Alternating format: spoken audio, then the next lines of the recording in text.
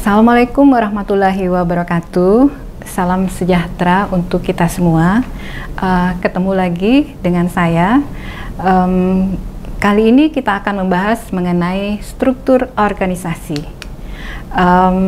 Pertama-tama tentu saja kita akan memahami pengertian apa itu struktur organisasi.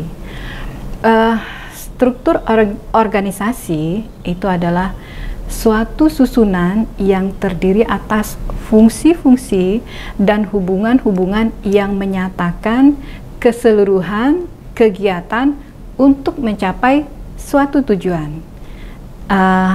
Ada beberapa definisi dari struktur organisasi menurut Winardi dalam bukunya Teori Organisasi dan Pengorganisasian, bahwa struktur suatu organisasi itu adalah spesifikasi dari aktivitas kerja serta menunjukkan bagaimana fungsi atau aktivitas yang berbeda berkaitan satu sama dengan yang lain dalam suatu organisasi. Jadi aktivitas itu berkaitan dalam satu organisasi. Kemudian menurut Robbins ya dalam buku Teori Organisasi mendefinisikan bahwa struktur organisasi adalah cara tugas pekerjaan yang dibagi, dikelompokkan, dan dikoordinasikan secara formal. Jadi ada pekerjaan, kemudian pekerjaan itu dibagi, kemudian dikelompok lagi, dan bagaimana pengorganisasian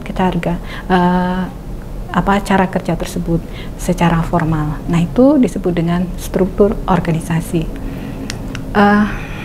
Kalau kita lihat dari sudut lalu lintas kekuasaan, kemudian tanggung jawab, serta hubungan kerja pada kesatuan-kesatuan organisasi tersebut, maka ada beberapa jenis organisasi yang kita kenal. Pertama, organisasi dalam bentuk line atau lurus, atau lebih kita kenal dengan bentuk hierarki. Kemudian ada bentuk staff ya atau fungsional. Nanti akan kita lihat bagaimana perbedaannya. Kemudian bentuk gabungan antara staff dan line, dan ada lagi yang keempat adalah struktur organisasi dalam bentuk sistem panitia. Kita bahas dulu mengenai bagaimana organisasi dalam bentuk line atau hierarki. Itu biasanya bentuk organisasi ini bersifat langsung ya. Jadi lalu lintas kekuasaan itu biasanya vertikal. Nah, bentuk kekuasaan dan tanggung jawab itu berjalan dari pimpinan sampai bawah. Itu para pejabat itu memimpin kesatuan-kesatuan organisasinya. Biasanya bentuk lain ini organisasinya cukup sederhana. Dan tipe organisasinya masih kecil. Jadi hubungan antara pimpinan dan bawahan itu langsung biasa, langsung terjadi. Kemudian bentuk staf. Kalau bentuk staf biasanya ini kita kenal juga dengan organisasi yang fungsional. Biasanya pada bentuk ini kekuasaan dilimpahkan melalui para ahli atau satu fungsi tertentu yang merupakan bidang keahliannya masing-masing. Jadi ahli-ahli tersebut biasanya punya kekuasaan mengenai bidang keahliannya terhadap setiap pejabat kesatuan manapun, tetapi tidak berhak memerintah secara langsung wewenangnya, tetapi memberi saran dan nasihat seperti itu. Sedangkan bentuk gabungan antara staf dan line biasanya ini kombinasi antara yang secara hierarki dan fungsional. Biasanya ini organisasi dalam bentuk line lurus, tapi di pihak lain diadakan ada staf-staf ahlinya yang akan memberikan nasihat atau bantuan pada satu satuan tertentu. Nah, biasanya dia pejabat yang memimpin satu kesatuan ini, tapi dia tidak mempunyai kekuasaan langsung atas para bawahannya seperti itu, atau tidak bisa langsung meminta pertanggungjawaban dari masing-masing pihak tersebut atau bawahan dari mereka. Nah,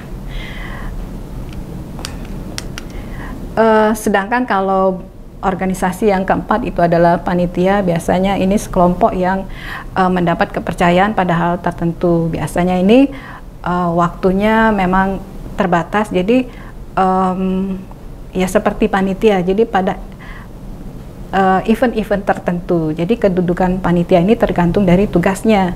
Bila dia sebagai penasihat, biasanya dia akan berperan sebagai staff. Tapi kalau dia sebagai pemimpin, maka dia menentukan keputusan. Maka dia berkedudukan sebagai line.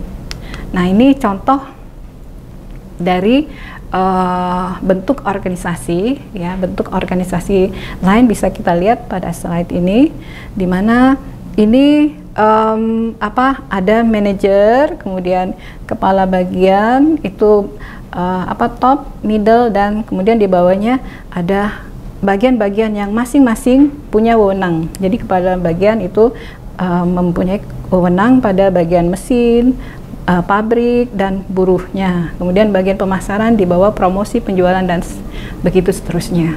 Jadi mereka ke bawah.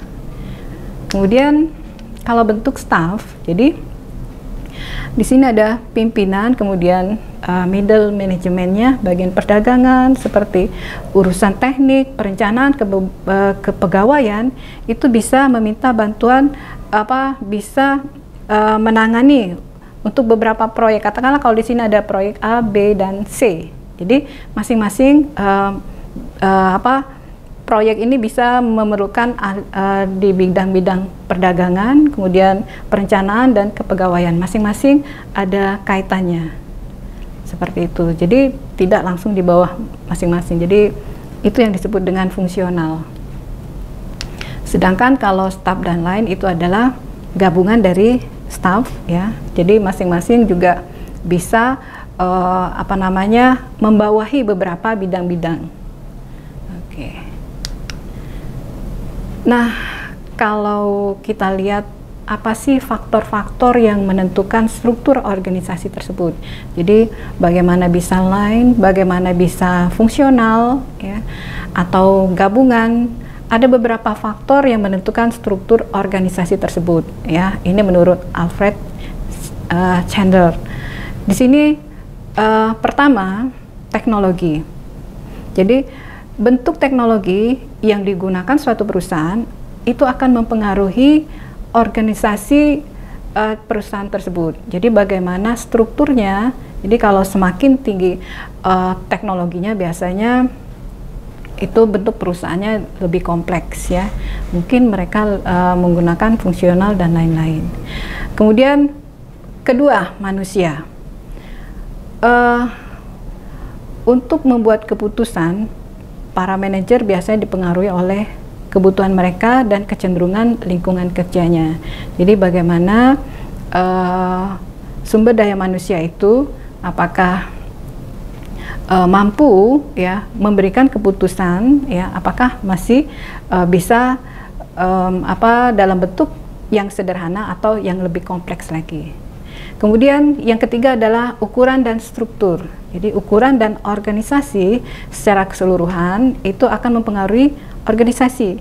Bila ukurannya besar, biasanya pada satu titik ketika perusahaan itu terpaksa harus melakukan desentralisasi pada pengambilan keputusan. Artinya semakin besar organisasi tersebut, biasanya akan semakin rumit, ya. Biasanya ada desentralisasi. Jadi keputusan itu diberikan kepada bawahan-bawahannya, diberikan wewenang.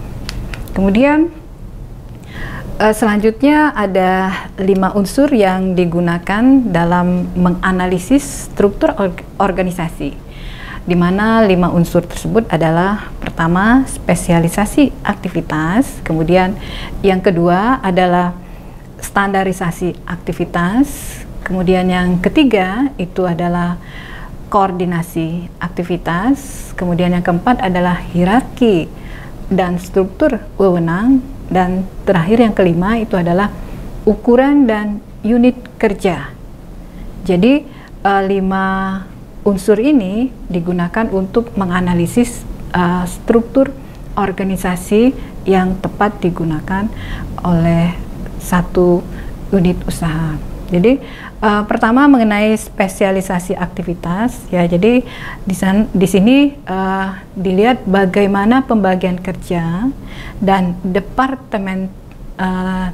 departementasi dari unit-unit tersebut, kemudian bagaimana spesialisasi tugas-tugas perorangan dan kelompok kerja di seluruh organisasi, dan bagaimana penyatuan tugas-tugas dalam unit-unit kerja. Jadi ada spesialisasi dari masing-masing aktivitas. Kemudian yang kedua, poin kedua adalah standarisasi aktivitas, di mana prosedur untuk menjamin kelayak dugaan atau predictability aktivitas, sehingga semua aktivitas itu sama dan konsisten.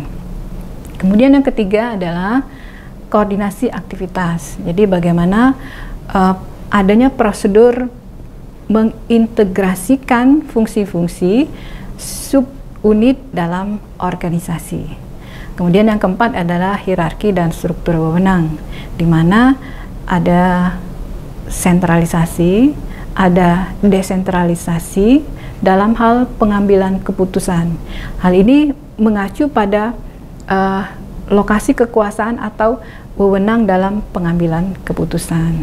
Jadi ini juga yang bisa digunakan untuk menganalisis struktur organisasi. Dan yang kelima adalah ukuran unit. Jadi ukuran unit kerja itu biasanya mengacu pada lingkup kegiatan dan berapa jumlah pegawai dalam satu kelompok kerja. Nah, inilah yang bisa saya sampaikan pada pertemuan kali ini. Saya akhiri pertemuan kita dengan Assalamualaikum warahmatullahi wabarakatuh.